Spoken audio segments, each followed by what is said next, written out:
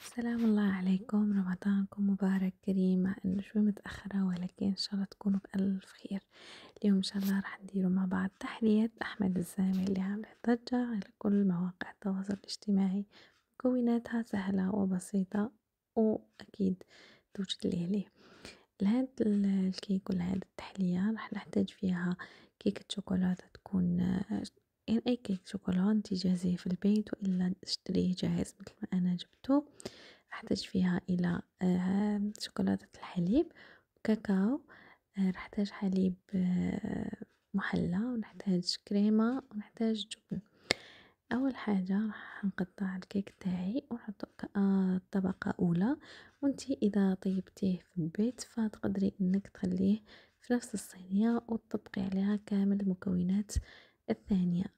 الكيك تاعنا لازم نشربوه ولهذا لازم له حليب بالشوكولاتة.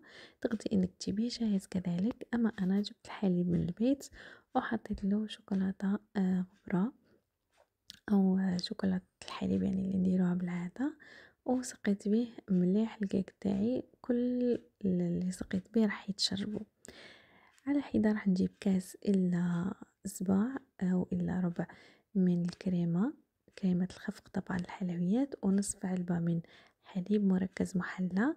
راح نجيب، أنا استخدمت هنا علبة فيلادلفيا جبن مقدارها 250 جرام. تقدري انك تستخدمي جبن الماسكربون كذلك. راح نخفق كامل هذه المكونات مع بعض حتى يتحصلوا او نتحصل على كريمة تكون سميكة وشدت روحها وطلعت يعني مليح. فراح نستمر بالخفق حتى تثقل عندي هذه الكريمة كثير تشبه كريمة التيراميسو، فقط بدل الحليب المحلى راح نحتاجه سكر. هنايا نخفقوا كامل المكونات كما نشوفوا. خلاص أصبحت عندي الكريمة تاعي بقوام مناسب انه نستخدمها الآن. مش راح تحتاج انك تحطيها في الثلاجة قبل، يعني بس تكملي خفقها ديريكت تبقيها فوق الكيك. لكن قبل هذا انا فضلت اني نحضر الطبقة الثالثة واللي هي شوكولاتة بالكريمة. فجبت مقدار 250 جرام شوكولاتة، ذوبتها في حمام مائي او تقدر انك في الميكرووند. ذوبي الشوكولاتة تاعك وزدت لها كاس الا ربع من الكريمة. هنايا حطيت الكريمة تاعي اللي كنت خفقتها قبل كلها، راح نحطها ونضبطوها مليح في الصينية تاعنا اللي راح تفوت الى الثلاجة بهذه الطريقة. هاد الكيكة او هاد التحلية صراحة هي سريعة وسهلة. صحيح الكل يعني انه قال عليها انه كل مكوناتها جاهزة، ولكن فريمون تخرجك من ضيقة، يعني مثلا جاوك ضياف وإلا ليه غادي توجد معك. هنا أنا نسوي في الكريمة تاعي في كامل الصينية ولا المول اللي راح يفوت إلى الثلاجة. تقدرين كذلك ديريها في كؤوس. الحركة الأخيرة واللي هي الكوكو كوبس هادو تبع الشوكولا أي شكل عندك. فأنا كان عندي هادو جبتهم وراح نضيف عليهم ملعقتين إلى 3 ملاعق من الكاكاو، لكن قبل هذا شربتهم بالشوكولاتة اللي ذوبتها مع الكريمة باش يلصق عليها الكاكاو. هنايا كي تخفقيها يعني باش تسهلي على روحك حطيها في علبة وسكري عليها و حركيها سريعا راح تترمد، زي نقولوا تترمد بالكاكاو كله بهذا الشكل.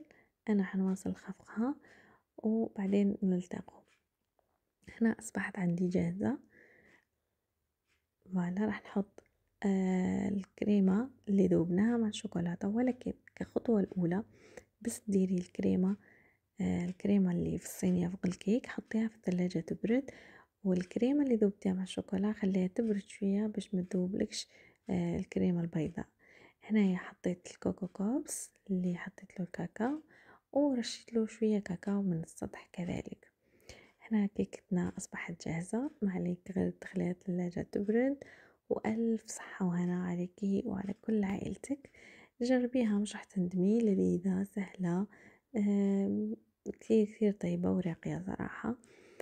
أنا نعطيها 10/10 وإن شاء الله يا ربي انتو تاني تجربوها، لم لا، وحاجات جديدة للسهرة.